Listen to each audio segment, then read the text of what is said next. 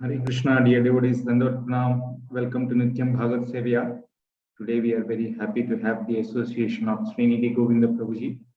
He'll be continuing with Srila Prabhupada lilamritha chapter 52. I have done my part. Hare Krishna, Prabhuji, Dandot Pranam. Please. Hare Krishna. Can we start, Prabhu? Or? Yes, Prabhu, we can start with this. Devotees will join. Hare Krishna. Om Namo Bhagavate Vasudevaya. Om Namo Bhagavate Vasudevaya. Om Namo Bhagavate Vasudevaya. Narayanam Namaskrityam Naranchaiva Narottamam Devyam Saraswatim Vyasa Tato Jaya Mudirayet Nashtaprayeshu Abhadreshu Nityam Bhagavata Sevaya Bhagavati Uttama Shloke Bhaktir Bhavati Naishtati Om Ajnanati Mirandasya Jnananjana Shalakaya Chakshurun Melidam Mena Tasmai Shri Guruve Namaha Sri Chaitanya Manobishtam Stapitam Mena Bhutale Swayam Rupa Kadamahyam Tadanti Swapadantikam Namavo Vishnupadaya Krishna Prasthaya Bhutale Srimate Bhaktivedanta Swami Nidhi Namine Namaste Saraswati Devi Gauravani Pracharini Nirvishesha Shunyavadi Paschatya Desatarini Jaya Sri Krishna Chaitanya Prabhu Nityananda Sri Advaita Gadadhara Sri Vasadi Gauravakta Vrinda Hare Krishna Krishna Krishna Hare Hare Hare Rama Rama Rama Hare Hare Hare Krishna Krishna Krishna Hare Hare Hare Rama Rama Rama Hare Hare Hare Krishna Krishna Krishna Hare Hare Hare Rama Rama Rama Hare Hare. Hare Krishna to everybody and welcome to Nityam Bhagavata Sevaya. In our previous class, chapter 52, the titled I Have Done My Part, very beautiful chapter. Just a recap, Prabhupada became very sick when he was in Rishikesh, and he wanted to immediately move to Vrindavan. And Prabhupada somehow felt that the final days are approaching for him.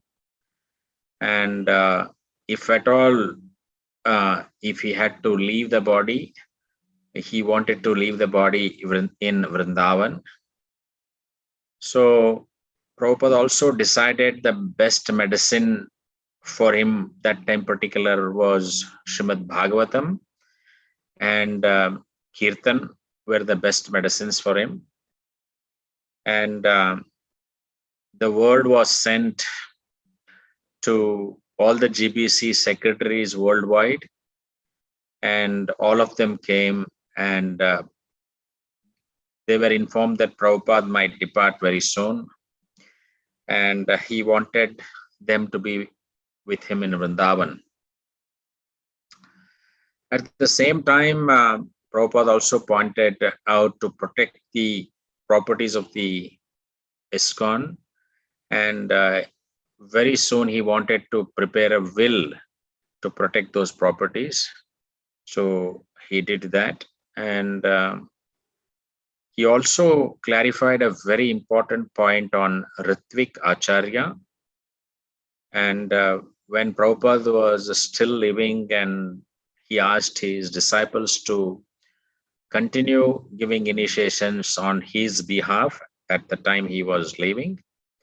And he also confirmed after him leaving the body, these 12 disciples will take the position as gurus, and they will start accepting disciples, and they become their disciples, and the disciples of his disciples become the grand disciples. So far we have seen these things, and we will continue.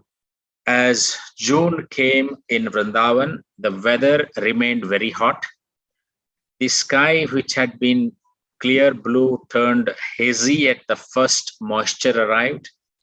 Between noon and 4 p.m., the ground was very hot for barefoot, and the residents of Vrindavan would stay home, confining most of their activity to either in the morning or the late afternoon and evening. Even eating was excluded from the midday since the heat killed the appetite. The Yamuna was shallow and hot, giving little relief. The cows were gaunt from lack of grass and feed, and occasional hot, searing winds raised dust clouds. Flies and mosquitoes died in the air. One of the few pleasant features of summer was the fragrance of bell flowers that climbed along the walls around the Prabhupada's garden, somehow thriving in the dry heat. In the first days of June, Srila Prabhupada experienced some hope of recovery. He asked to resume his morning rides, and when being brought down to the car, he said, "Soon I will get down and walk myself." His old friend from Allahabad, Mr. Ghosh, came and diagnosed his disease as anxiety for devotees and the Krishna consciousness movement. Srila Prabhupada agreed, but he didn't follow the doctor's orders, since they included having his blood pressure checked regularly and taking various medicines and special treatments. But by receiving massages from his servants, he felt he was improving, and at this rate, he said he would be all right after a month and a half. But he stressed, I am not leaving Vrindavan until I am well.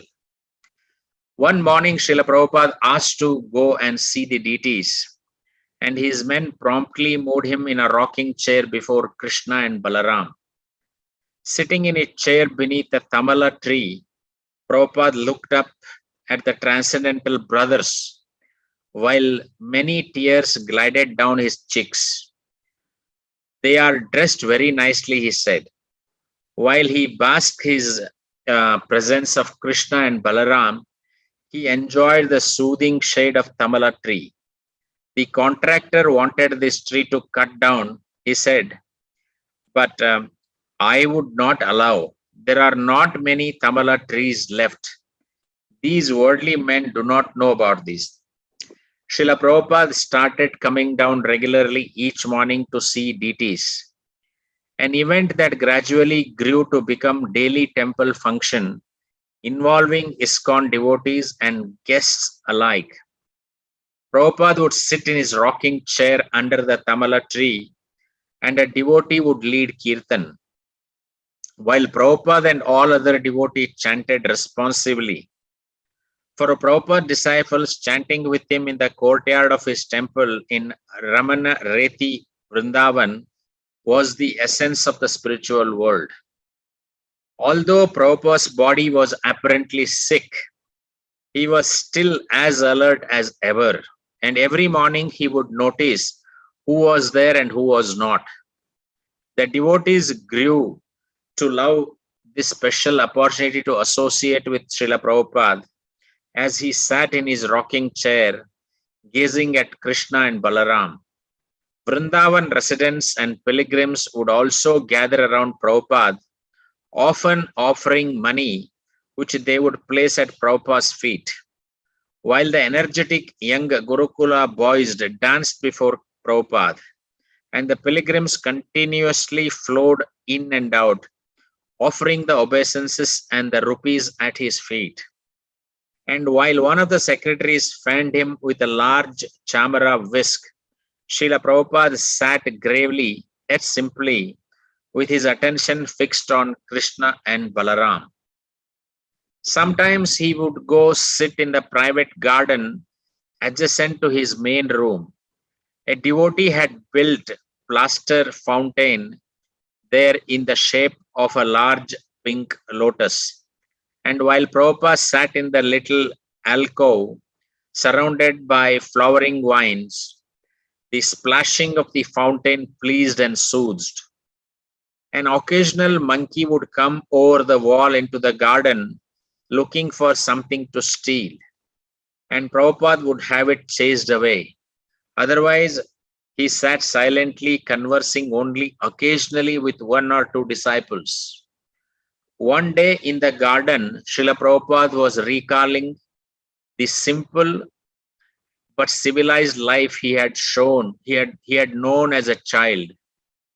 He mentioned the various ceremonies his mother had observed during pregnancy to allay the dangers connected with childbirth.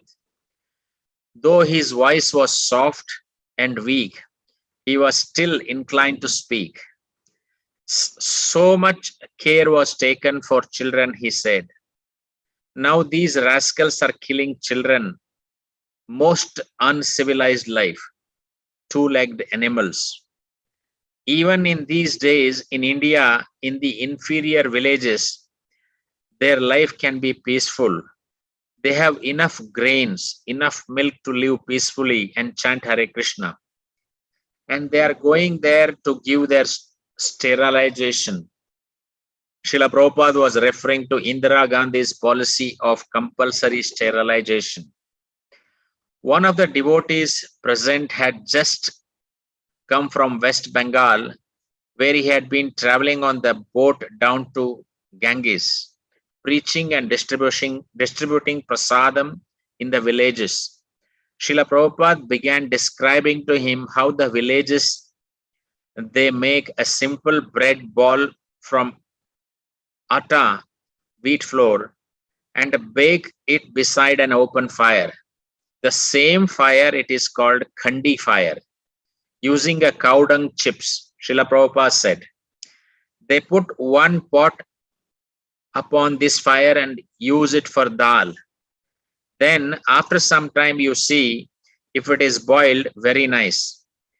Then this ball should be cooked in ghee. It will be first class. While the fountain splashed gently and the pigeons and green parrots fluttered and chattered, Prabhupada continued to talk freely.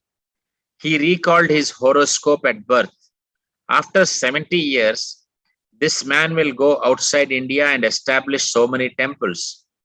He said he hadn't understood at first, and he would actually have to go. But when he had finally gone to US, he had no intention of ever returning.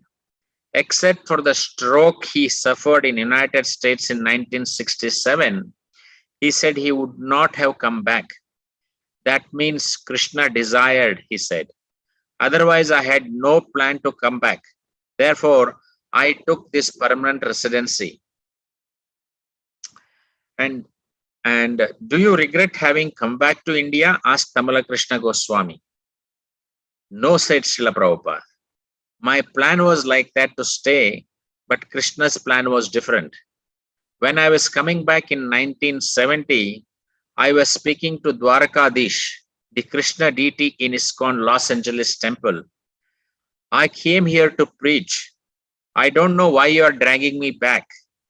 That was when I was leaving Los Angeles. I was not happy, but he had his plan. Pretty nice plan, commented Tamala Krishna. Srila Prabhupada continued. Krishna said, come, I will give you a better place in Vrindavan. You were retired in Vrindavan. I asked you to leave. Now you have come back. But I will give you a better place. So he has given me a temple 100 times better than any other place. Is it so? An article entitled Srila Prabhupada Seriously Ill appeared on the front page of Times of India. On hearing the article, Srila Prabhupada commented, unless they think Bhaktivedanta Swami is important, they wouldn't print this. Giriraj wrote to Srila Prabhupada that many sympathizers had phoned Bombay Temple asking for more information. One of the devotees had issued a statement, which the Times of India carried a few days later on a page 3 under the heading, Srila Prabhupada now better. So was Srila Prabhupada was seriously ill or better? I may live or die, he said. In either case, I am with Krishna. but he confided, I asked Krishna to give me enthusiasm to continue up to death. A soldier should die fighting on the battlefield. At Srila Prabhupada's request, Tamala Krishna was replying to all correspondence and signing his own name as secretary, as he wrote in one letter. Under the circumstances, it is not possible for me to read letters to Srila Prabhupada. I simply inform him of any good news which comes. And so, I had told him of your successful town hall meeting as well as your other preaching activities. These letters were almost as valuable as Srila Prabhupada's, since they were often filled with direct quotes from Srila Prabhupada. One evening, Srila Prabhupada called for all the available sannyasis. He said he was feeling tired, but like a father happy to have his children with him, he said, you should all come to be with me like this. I feel better. One day, while sitting with Srila Prabhupada, Tamala Krishna began to describe the pastimes of Krishna as depicted in the painting hanging to the right of Srila Prabhupada's prasadam table. The painting showed Krishna and his cowherd friends eating lunch. Srila Prabhupada looked at painting and then, closing his eyes and thinking of a Leela, said, this is the highest perfection of life. I have concluded that whatever is done without Krishna is simply a waste of time. What will they think of this? Prabhupada's moods moved and varied within the realm of transcendental emotions and attitudes. To some of the disciples attending him, he said, I am thinking I am a worthless person, taking so much service from you all. There is no way I can repay you. I am poor in every respect, financially and spiritually. Srila Prabhupada, Tamala Krishna protested, our only desire is to serve you, Srila Prabhupada. I know, Prabhupada replied, and it is the only reason I am living. All over the world, things are going on by your sincere service. But occasionally, Srila Prabhupada would still reprimand an errant disciples. When in dressing Prabhupada, Upendra gave him lungi that was too small. Prabhupada called him a fool and a rascal. And when Tamala Krishna did not attend Prabhupada one morning due to having cold, Prabhupada was critical. I was never neglectful about my duty in any field of activity, he said. Even business. Dr. Bose loved me very much. He was giving me checks to sign for 40,000 rupees. I was never lazy or neglectful in duty. I would do it honestly and try to make it perfect. Only I was neglectful when I was involved with my young wife. Then I neglected my studies. That was due to circumstances. And then later I neglected my wife. My father said, I was fortunate not to like my family. Krishna saved me through so many circumstances. This material life is checkered. Early one morning, Srila Prabhupada awoke suddenly. I had a dream, he said to the devotees attending him. There was a big assembly of drunkards and chanters. The drunkards were madmen, and some of the drunkards were becoming chanters. They cannot stop fighting. The drunkards were so crazy. Were you there also? Asked Tamala Krishna. Yes, I was standing there also. Were some of the chanters becoming drunkards? Chanters cannot fall down, said Srila Prabhupada. Their names are listed back home, back to Godhead. They are in Krishna's family. After the GBC assembly in Vrindavan, Swarup Damodar had traveled to Manipur and Calcutta. and was now returning to Vrindavan to see Srila Prabhupada. As soon as Prabhupada heard Swarup Damodar had arrived, he asked to see him. As usual, Srila Prabhupada treated him very specially and gave him much time and attention. From Srila Prabhupada's first meeting with Swarup Damodar, when Swarup Damodar had been Thaudam Singh, a PhD candidate in organic chemistry at UCLA, Prabhupada had taken a great care to cultivate their relationship. Thaudam had grown up in Manipur, but after graduating from high school, had come to America to continue his education at the University of California. He had been attracted by devotees chanting Hare Krishna on the streets of Los Angeles and had visited temple. When he met Srila Prabhupada, he became convinced that he had met a genuine spiritual leader. At first, Thaudam had maintained his stance as a representative of the world of empirical scientific knowledge, and Srila Prabhupada had invited him for morning walks at Venice Beach. Day after day, Srila Prabhupada would draw Thaudam into an argument about the origin of life. When Srila Prabhupada was ready to argue, he would glance around and ask, "Where is the scientist?" And on catching the sight of Thaudam, he would ask, "So what do you say?" Thaudam would then argue that life had arisen by chance through chemical evolution, and Srila Prabhupada would smash the arguments with a stunning display of logic and common sense. Thaudam, by regularly associating with Srila Prabhupada and by rereading the Bhagavad Gita as it is, had become more inclined to Krishna consciousness than to material science. And eventually he had become Prabhupada's initiated disciple, Swarup Damodar Das. With Srila Prabhupada's encouragement, Swarup Damodar had soon received his PhD and pledged to serve Srila Prabhupada through scientific lectures and writings against the theories of modern atheistic science. Srila Prabhupada was well aware of the powerful sway science held over people everywhere, and he was out to combat their godless propaganda.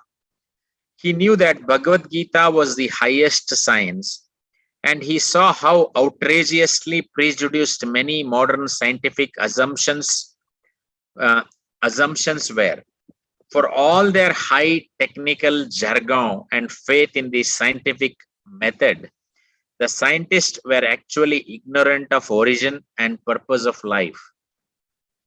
Swarup Damodar and few other devotees holding graduate degrees had formed the Bhaktivedanta Institute and were working within the academic circles to establish the scientific basis of Krishna consciousness.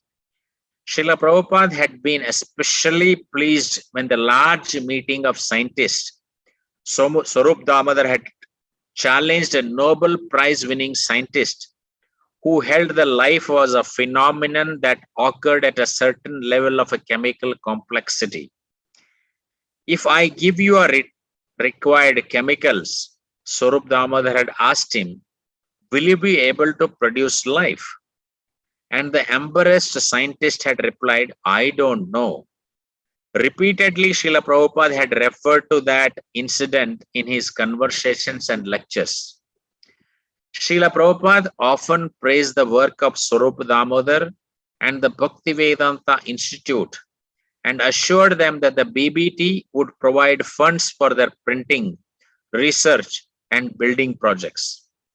He had given them arguments, and they were developing them with scientific language.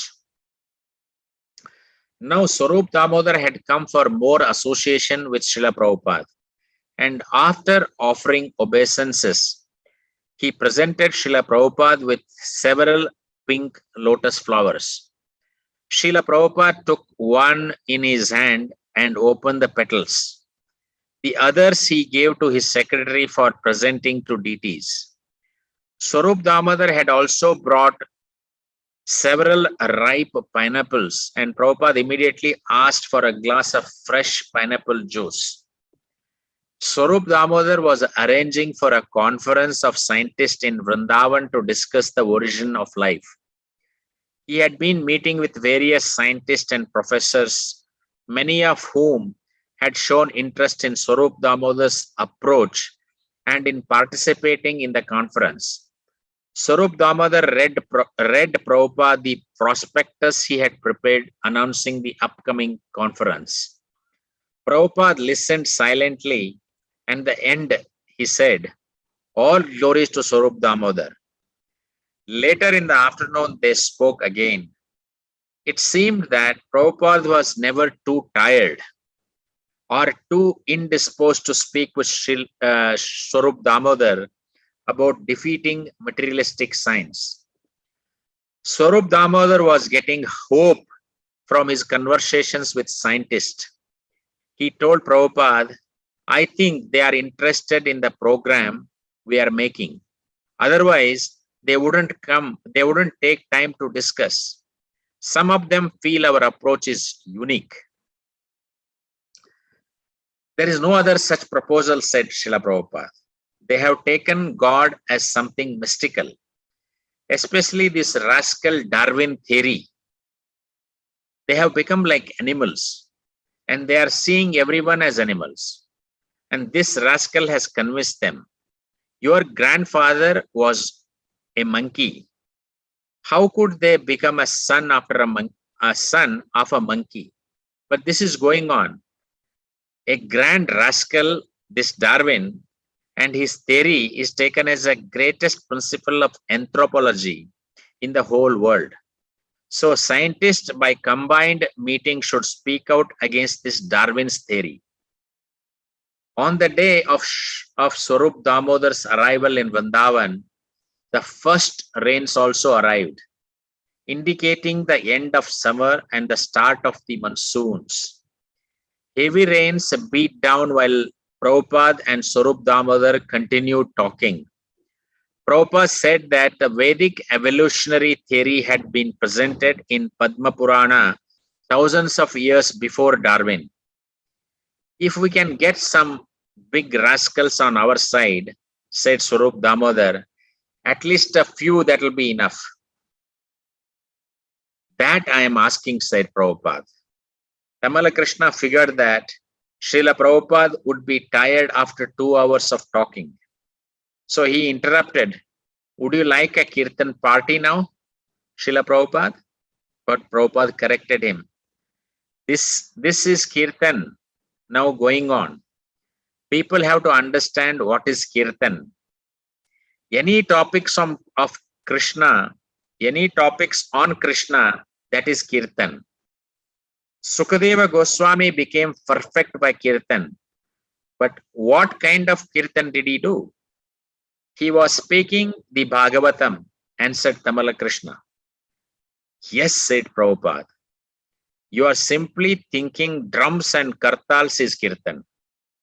But anything we do here is kirtan. There is no material connection here. We are not talking how to increase our business and enjoy women and wine. That is not our aim. Ka uttama shloka gunanuvadat.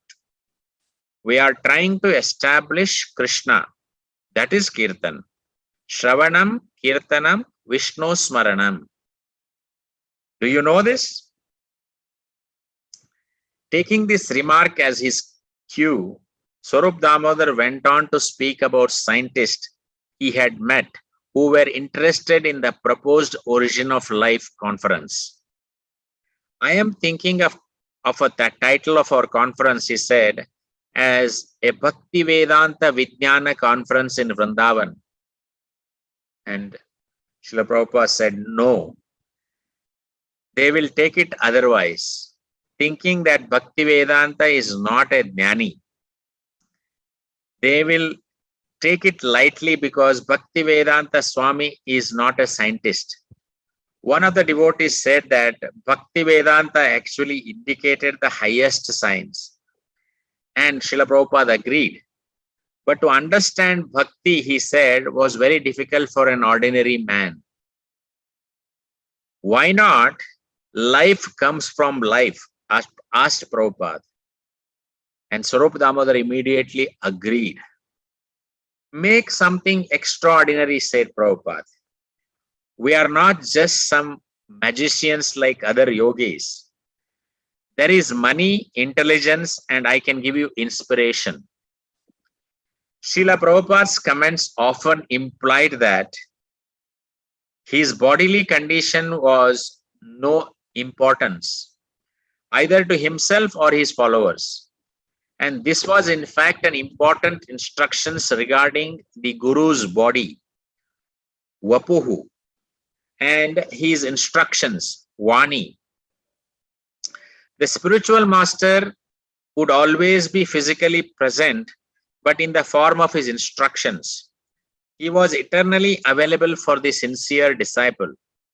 And that association was as real and personal as physical association. In fact, the ecstasy of a service in separation was greater. The Shastras state that the body of a pure devotee is spiritual, but that his physical presence in the material world is temporary.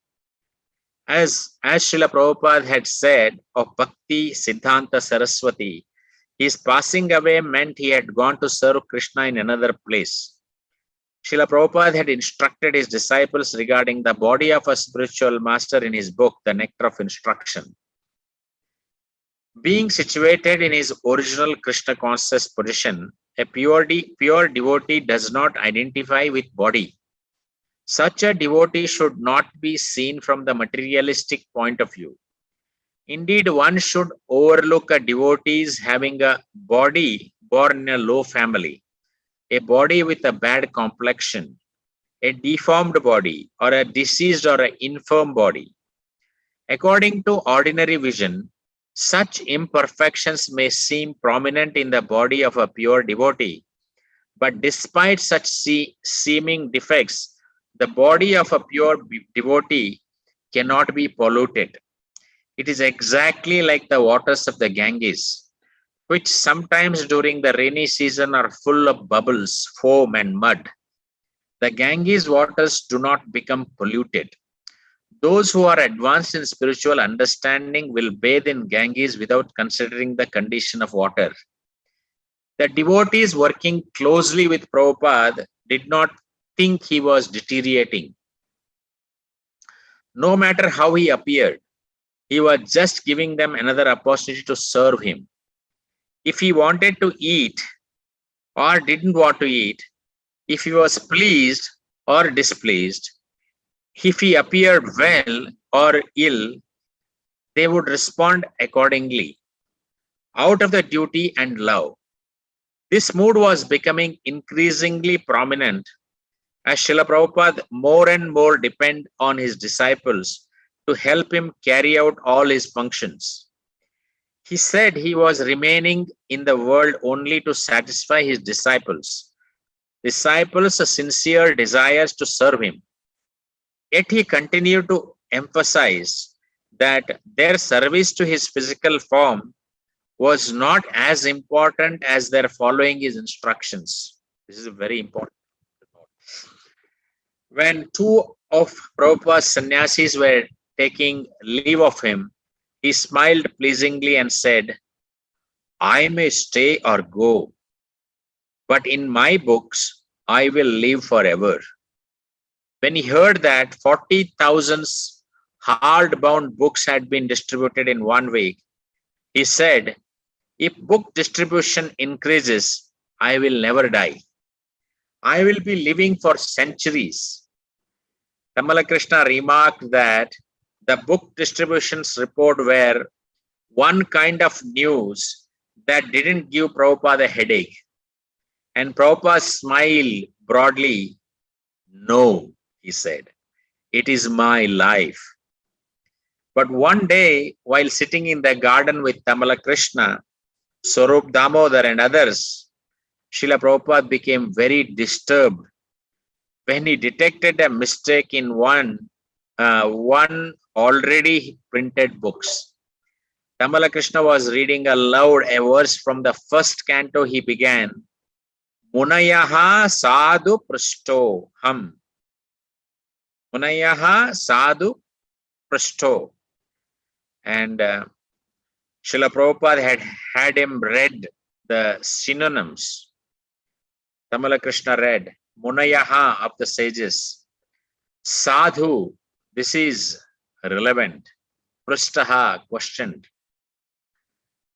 And Munayaha asked Srila Prabhupada, thus he uncovered a thoughtless mistake made by Sanskrit editors. This is an address. Here, the verse translation properly reads, O sages, but someone had changed the word by word by word translation to of the sages. Srila Prabhupada became very angry and denounced the rascal Sanskrit scholars. A little learning, he said, is dangerous. Immediately they think they have become big scholars, thinking I shall arrange. Then they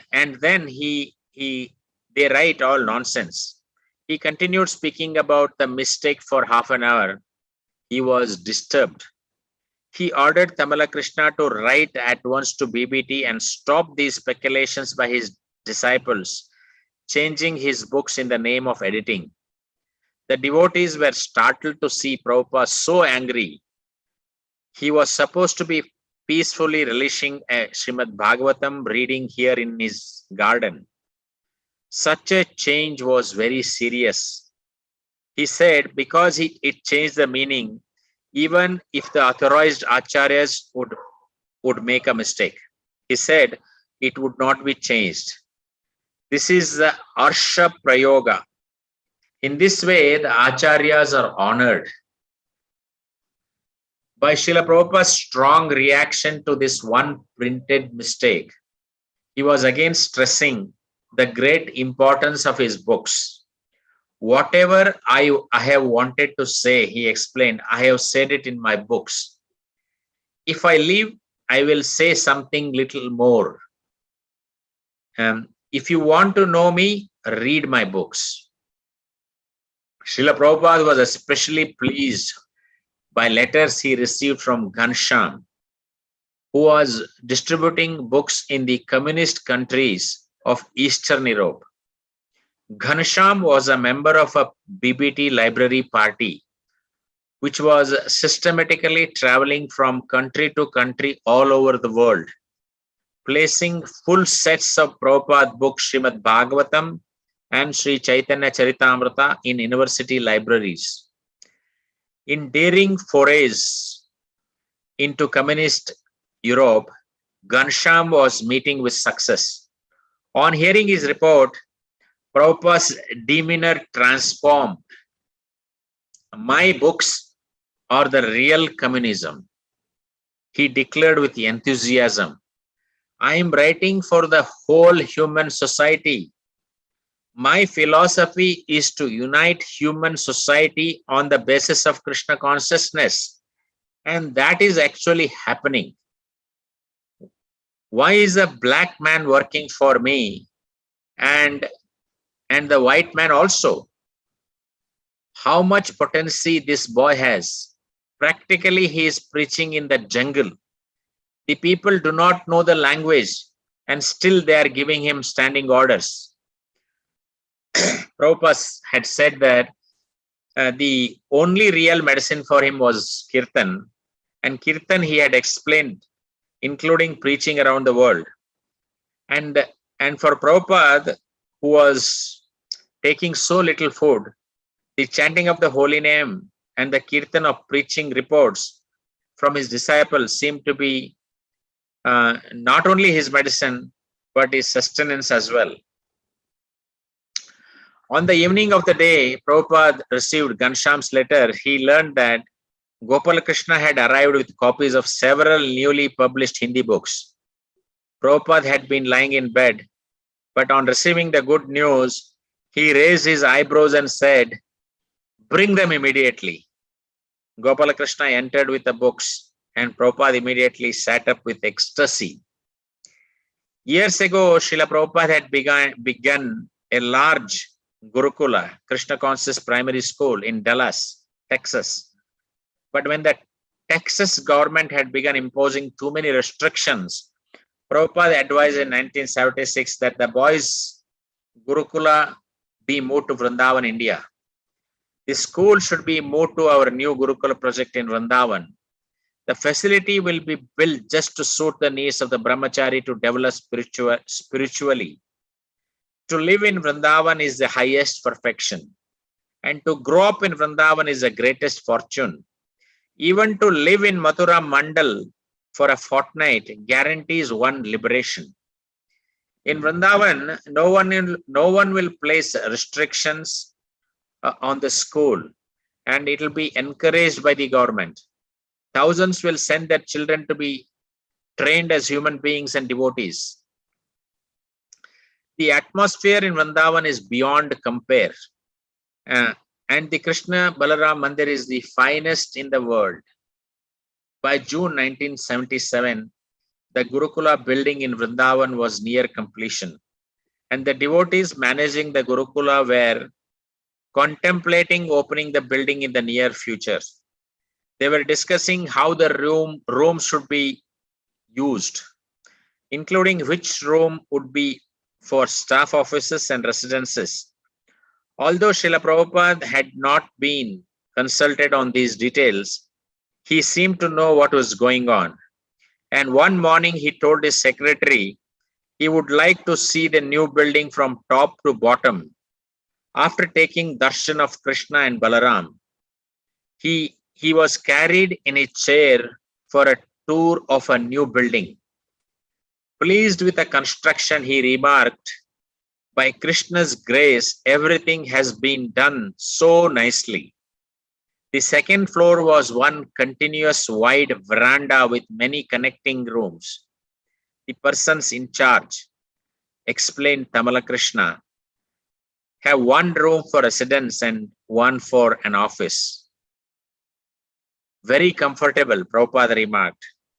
He heard and observed everything, occasionally making suggestions. There should be a flower garden and a fountain in the central courtyard. I think there is no other building equal to this in Vrindavan, he said. And they came to the first floor. Akshayananda Maharaj, one of the temple managers, pointed out to Prabhupada, "I want to keep my office here." "That's nice," said Prabhupada. "But because we have got a big enough place now, we should not think, I shall keep one leg in one place and one leg in another place. And the whole thing is mismanaged. Don't do that. Don't misuse even 1 inch," he said. "You were saying you wanted 500 students," said one of the Gurukula teachers. "So we should keep as much space as possible for students on the floors." And Prabhupada said, yes, this was the point he wanted to stress. But then on another devotee remarked, "We are going to have an administrative offices mixed here, both for the temple and the Gurukul." And immediately Prabhupada said, "No, you have to invite children here. Otherwise, what is the use of this building, such a big building? Not that we have 3 dozen managers and 4 students." Although Prabhupada's soft voice was sometimes lost amid the noise of construction, and although his comments were made intermittently while being carried from one place to another place, his message was strong and clear. "Now we have a big facility," he said, "so bring students. That is our first principle. We have to get ISKCON students first," said one of the teachers. "ISKCON or FISKCON," said Prabhupada. "Bring students." Prabhupada's word play made the devotees laugh, but he was very serious. It is a Rakshasa civilization, said Prabhupada. He began mimicking the cry of a typical street vendor. Do rupiya, and no knowledge. Krishna says, Tata dehantara prapti. But all they can understand is 2 rupees or 4 rupees. Where they will go in the next life, they do not understand. They do not understand eternal life. Only how to enjoy this life. They don't understand one line of Gita. Yet they say, I read Gita. This darkness is going on, and the people are kept in darkness in the name of so-called university education. So our Gurukula will be successful. It may take some time. So after touring Gurukula facility, Prabhupada had the devotees place his chair down, and once more before returning to his own rooms. With most of the resident devotees of Krishna Balram Mandir, including Gurukula students, gathered around him, Prabhupada made his emphatic point. You are thinking of management, he said. This manager and that manager and what rooms to utilize. But my question is, who will you manage? Bring that person. In Bengali, there is a superstition that you should not lie with your head toward the northern side. So one man said, but I have no head. For me, what is the question of keeping it to a northern or a southern side? So your contemplation about management is like that. First of all, who will you manage? Simply considering office manager and this and that is not good. First thing is to bring students. Then it will be successful. That afternoon, Srila Prabhupada said he would speak to Gurukula staff. They gathered in his room and he instructed them as only he could. He who was empowered to lead the world organization of Lord Chaitanya's movement. Our next business, he began, is to approach the well-to-do businessmen and tell them, children of your family are expected to be educated with good behavior and good character and devotion. Chanakya Pandita says, what is the use of begetting children like cats and dogs? They must be learned and follow Gurukula Bhakti Marga. We will teach your sons these things. So you need to canvas like that. So this way you should bring students. So in the present society, he said, even the Prime Minister's son may be a debauchee. The demon Hiranyakashipu hadn't wanted his son Prahlad to be a devotee, to be like himself, a cheater and a diplomat. But in today's society was comprised of a little Hiranyakashipus. But our idea is to create Prahladas. Srila Prabhupada continued, at least 250 students can be accommodated nicely. Throughout India and the whole world, you cannot bring 250 students? What kind of managers are you? I say bring 500. Canvas like this. I fall down at your lotus feet. I flatter you 100 times. Kindly hear me. In this way, canvas. I have to bring students. No just rooms for management. Prabhupada said that if the Gurukula was successful and if ISKCON got more standing in future, the government could take guidance from ISKCON and not allow people to cheat, claiming to be a Brahmana or a Kshatriya without training. These things are now a dream.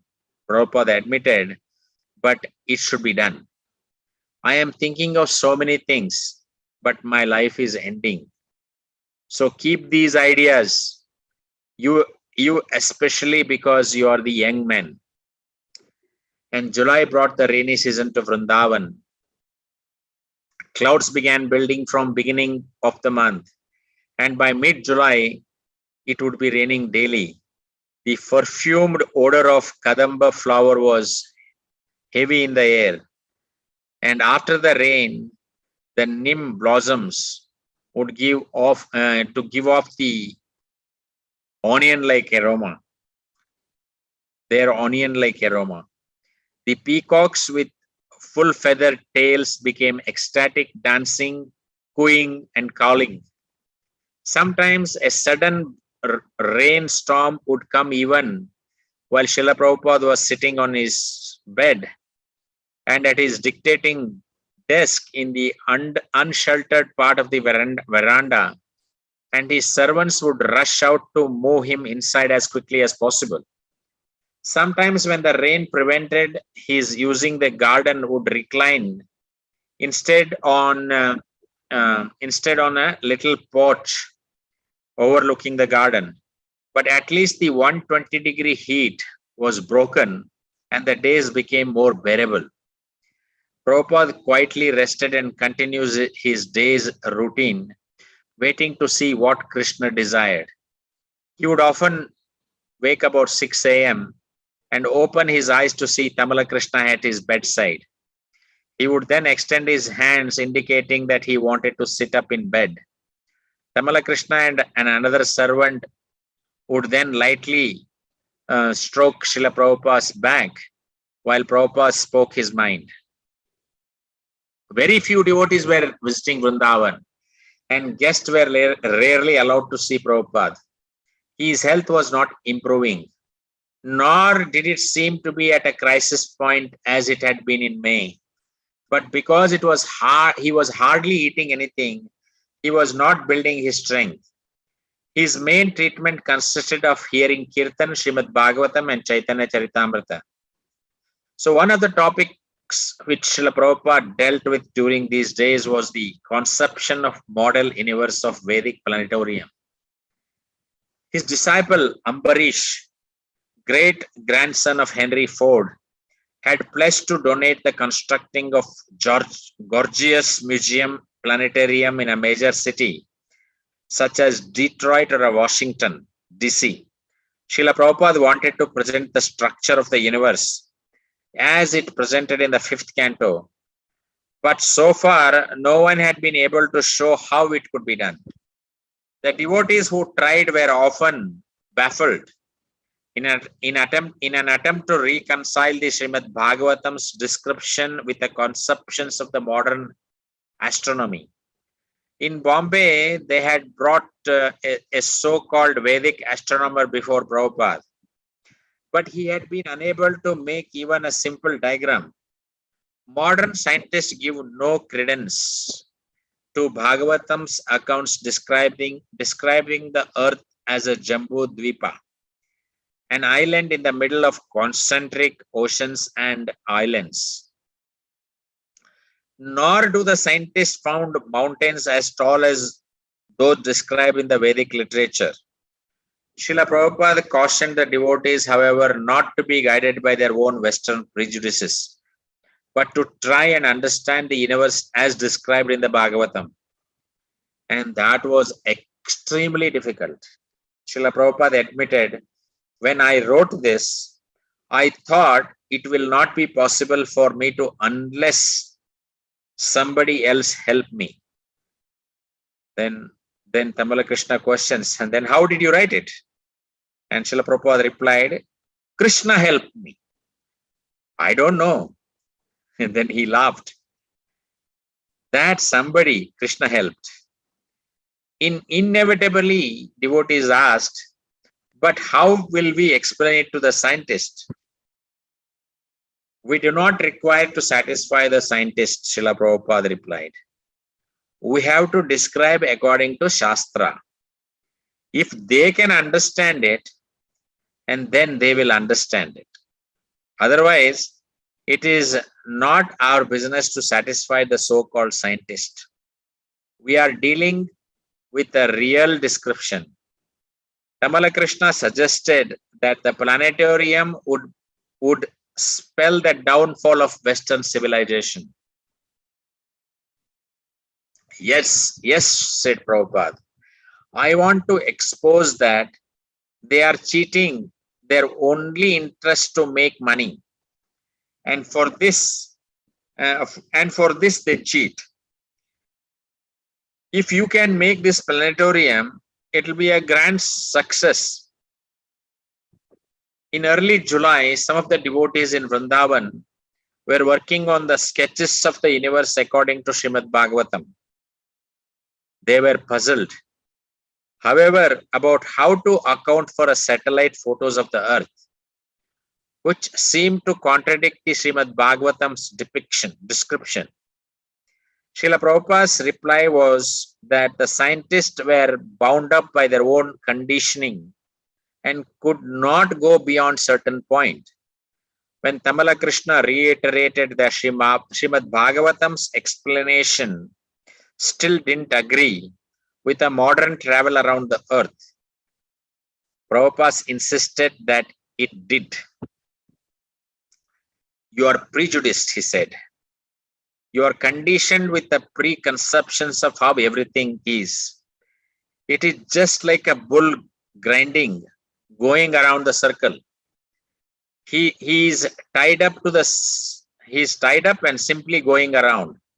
So everyone is tied up.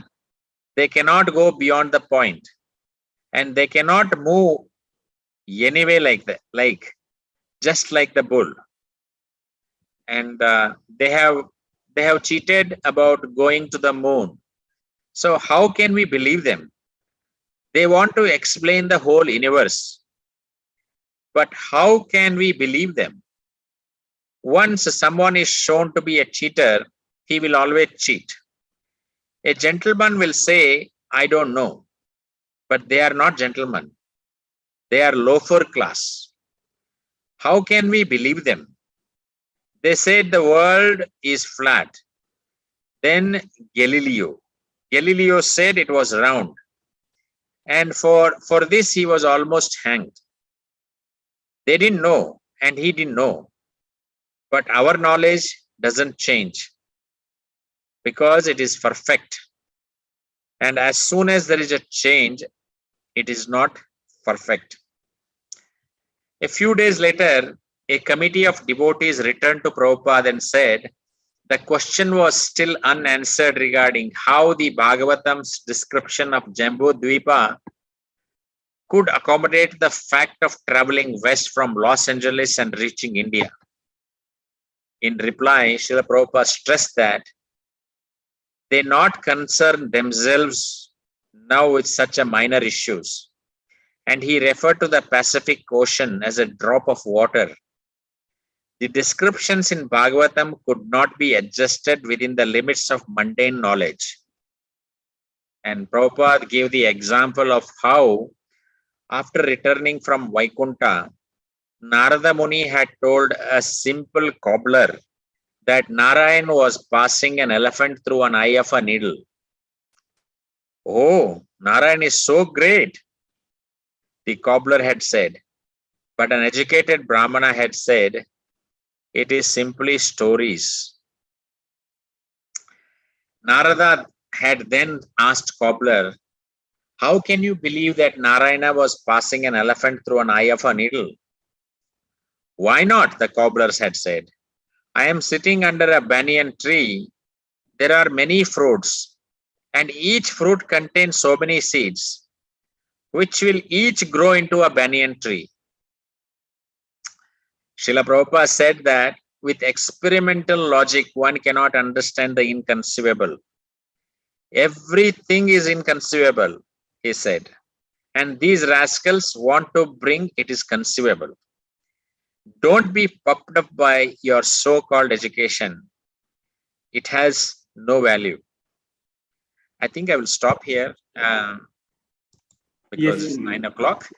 And I think it is being this particular planetarium of Srila Prabhupada's desire is being manifested in Mayapur now, with the same team that so-called, they were there with Prabhupada.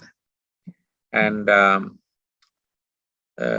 I think this particular chapter, of course, every chapter is wonderful, and Prabhupada's, these are the last few months of Prabhupada, and Prabhupada is giving so many instructions on Gurukula and Vedic planetarium and so many things. All these GBCs are coming, and he's giving instructions on BBT and the book distribution, and so many things is all, combined in this particular chapter. Lots and lots of instructions of Prabhupada in this particular chapter. And I'm very pleased that I got an opportunity to read these transcendental pastimes of Prabhupada. And very, very nice. And thank you very much for giving me an opportunity. I think we need to continue this again next week.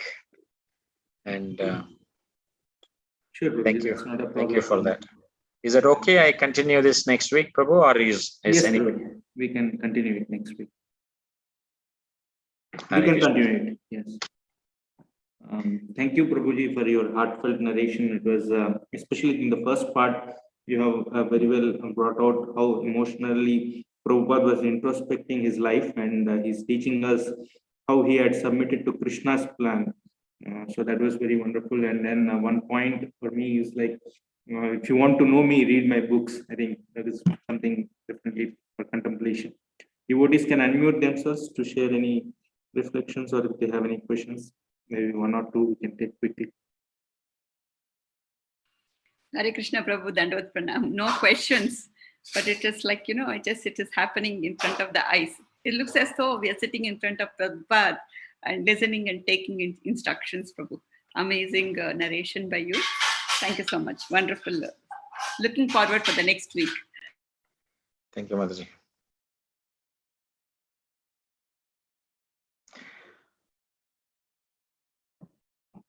I think we will take, we will recap the whole chapter in the last class, probably. Hopefully next week is going to be the last class, but I don't know. And the final class, we will recap everything, and then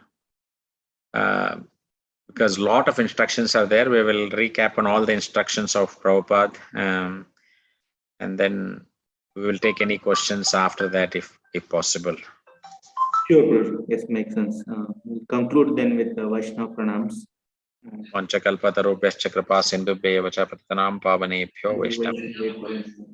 Ananta Koti Vaishnava Bhakta Prabhupada ki Jai. Prabhupada Lilamritha. Hare Krishna. Hare Krishna. We'll conclude here. We'll meet again tomorrow. Thank you again.